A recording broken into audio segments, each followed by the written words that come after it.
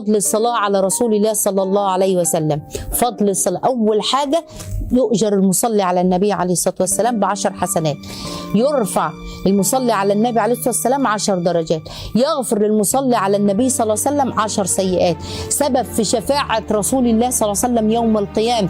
يكفي الله عز وجل العبد اللي بيصلي على السلام يكفى همك ويغفر ذنبك. تصلي الملائكة على العبد دوت اللي يصلى على النبي عليه الصلاة والسلام.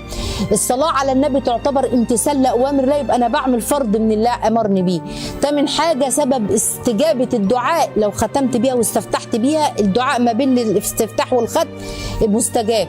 تاسع حاجة انك بتنفذ بتنقذ نفسك من صفة البخل. البخيل من ذكرت عنه ولم يصلي عليه، فلما نصلي على الرسول صلى الله عليه وسلم يبقى انا ما عنديش بخل. سبب من اسباب طرح البركة الصلاة على النبي عليه السلام. سبب لتثبيت القدم العبد على الصراط يوم القيامة كثرة الصلاة على النبي صلى الله عليه وسلم، التقرب الى الله عز وجل. سبب كمان لنيل مرادك في الدنيا والآخرة، سبب كمان في فتح أبواب الرحمة، سبب دليل صادق على محبة النبي لأنك بتذكر النبي عليه الصلاة والسلام. كمان سبب لدفع الفقر، خلاص كمان تشريف المسلم إنك أصلا ذكرت اسم النبي صلوا عليه، كل ما بتكلم صلوا عليه.